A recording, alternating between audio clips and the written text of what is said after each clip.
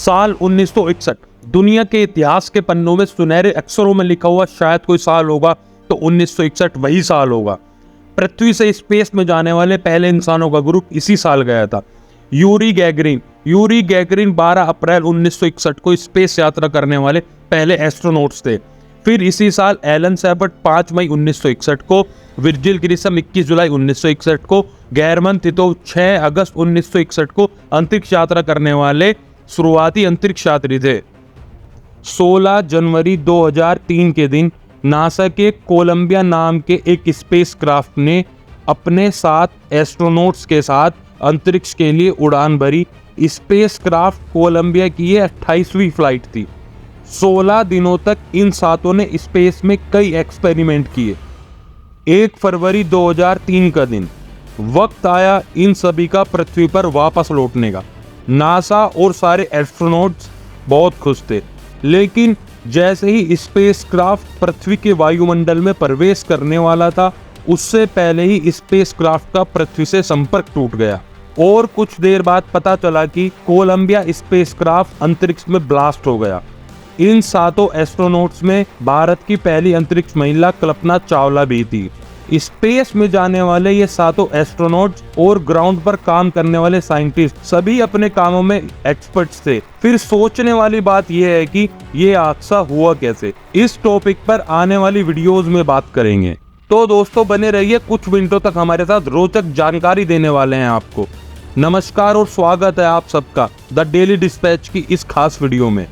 दोस्तों, अंतरिक्ष में स्पेसक्राफ्ट या इंटरनेशनल स्पेस स्टेशन में रहकर एक कंट्रोल एनवायरनमेंट में एक्सपेरिमेंट करना अब एक आम बात है, लेकिन असली खतरा तो स्पेस में जाने और वहां से आने में होता है, क्योंकि जाते वक्त एस्ट्रोनॉट्स को पृथ्वी की ग्रेविटेशनल फोर्स की विपरीत दिशा में उड़ना पड़ता है और आते वक्त वातावरण में गर्म हवाओं की गर्मी, दबाव और घर्षण का सामना करना पड़ता है। और इसी दौरान हुई छोटी सी गलती की वजह से भी स्पेसक्राफ्ट में सवार एस्ट्रोनॉट्स की जान जा सकती है। इसीलिए एस्ट्रोनॉट्स और कई एक्सपर्ट्स का क्राउड क्रू इस बात का विशेष ध्यान रखते हैं कि टेक ऑफ और लैंडिंग सही से हो जाए।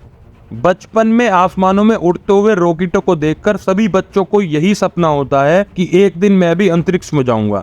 रॉकेट ही वो व्हीकल है जिसकी मदद से स्पेस में जाया जाता है, लेकिन शायद आप में से बहुत कम लोगों को ये पता होगा कि स्पेस में जाने के लिए रॉकेट में नहीं बैठ सकते। इसके लिए आपको स्पेस क्राफ्ट की जरूरत पड़ती है। जैसे क्रिकेट हम बैट और बॉल दोनों के बिना नहीं खेल सकते, वैसे ही स्पेस में इंसानों को जाने के लिए रॉकेट और स्पेसक्राफ्ट दोनों की जरूरत पड़ती है। स्पेसक्राफ्ट ही वो चीज होती है जिसमें एस्ट्रोनॉट्स अपने जरूरत के सभी सामान अंतरिक्ष में ले जाते हैं और स्पेसक्राफ्ट में ही वो अपनी रिसर्च अंतरिक्ष में करते हैं, और रॉकेट स्पेसक्राफ्ट को स्पेस में ले जाने का काम करता है। इस प्रोसेस को जानने से पहले हम ये जान लेते हैं कि रॉकेट काम कैसे करता है। तो दोस्तों, न्यूटन का 3rd लॉ ऑफ मोशन कहता है कि हर एक्शन का इक्वल और ऑपोजिट रिएक्शन होता है। एक rocket 3rd law of motion के सिद्धांत पर काम करता है। ढेर सारे ईंधन के कंजप्शन से रॉकेट थ्रस्ट पैदा करता है। इसके इस्तेमाल से वो जमीन से उठता है और पृथ्वी के गुरुत्वाकर्षण बल के विपरीत दिशा में आगे बढ़ता है। एक बात आपको और बता दें कि जैसा कि आप सब सोचते हैं एक लंबा सा गोलाकार यान रॉकेट होता है, तो आपको बता दें दरअसल रॉकेट एक लंबा सा इंजन होता है जिसका काम अंतरिक्ष तक अपने पेलोड को पहुंचाना होता है। पेलोड में कुछ भी हो सकता है, जैसे कि एक सैटेलाइट, साइंटिफिक इक्विपमेंट, अंतरिक्ष यात्री को लेकर कुछ भी। सभी मोटर व्हीकल या हवाई जहाज की तरह एक रॉकेट को काम करने के लिए भी फ्यूल की जरूरत होती है। जब ईंधन जलता है तो उसमें से गर्म गैसेस निकलने लगती है। अपनी बनावट की वजह से एक रॉकेट इंजन इन गैसेस को धुएं के रूप में नीचे की ओर छोड़ने लगता है, जिससे एक धक्का पैदा होता है और रॉकेट हवा में उड़ने लगता है। अब आप सोच रहे होंगे कि यह धक्का कितना पावरफुल होता है, तो बता दें कि स्पेसक्राफ्ट के पास लगे ट्विन सॉलिड रॉकेट साथ मिलकर करीब 5.3 मिलियन पाउंड थ्रस्ट यानी कि धक्का पैदा करते हैं, जो 44 मिलियन हॉर्स पावर जितना होता है। इतनी पावर को बनाने के लिए एक साथ 14,706 एक्सल डीजल लोकोमोटिव इंजन या फिर 4 लाख कारों के इंजन के जितनी पावर जरूरत पड़ती है। रॉकेट और एरोप्लेन के ईंधन में यह फर्क होता है कि एरोप्लेन को अपने फ्यूल को जलाने के लिए हवा में मौजूद ऑक्सीजन की जरूरत होती है, वहीं दूसरी तरफ इस रॉकेट को हवा में उड़ना पड़ता है। इसीलिए ये रॉकेट ईंधन को जलाने के लिए अपने साथ जरूरी ऑक्सीडाइजर लेकर उड़ता है, ताकि इसके इंजन को बाहर से ऑक्सीजन लेने की जरूरत ना पड़े। एक रॉकेट के इंजन में 2 प्रकार के ईंधन का प्रयोग किया जाता है, लिक्विड फ्यूल और सॉलिड फ्यूल। इस फ्यूल को ले जाने के लिए स्पेसक्राफ्ट और रॉकेट के साथ एक एक्सटर्नल टैंक जुड़ा होता है, और स्पेसक्राफ्ट को पृथ्वी के एनवायरनमेंट से बाहर पहुंचाने के बाद रॉकेट स्पेसक्राफ्ट से अलग हो जाता है और यहाँ से स्पेसक्राफ्ट अपने आगे की जर्नी पर निकल पड़ता है। शायद आप रॉकेट के काम करने की प्रक्रिया के बारे में सही से समझ गए होंगे। अब आपको स्पेसक्राफ्ट के बारे में बताते हैं। स्पेसक्राफ्ट भी हवाई जहाज की तरह ही होता है, जहां एस्ट्रोनॉट्स को स्पेस में रहने, खाने पीने और रिसर्च करने के लिए हर सुविधाएं मौजूद होती हैं। एक एरोप्लेन की तरह ही स्पेसक्राफ्ट भी एस्ट्रोनॉट पायलट्स द्वारा कंट्रोल किया जाता है, जहां सारे इक्विपमेंट्स स्पेसक्राफ्ट के आगे के हिस्से में लगे होते हैं, और ये एस्ट्रोनॉट्स पायलट अपने स्पेसक्राफ्ट को उड़ाकर अपने क्रू मेंबर को स्पेस में अलग अलग स्थानों पर रिसर्च के लिए ले जाते हैं।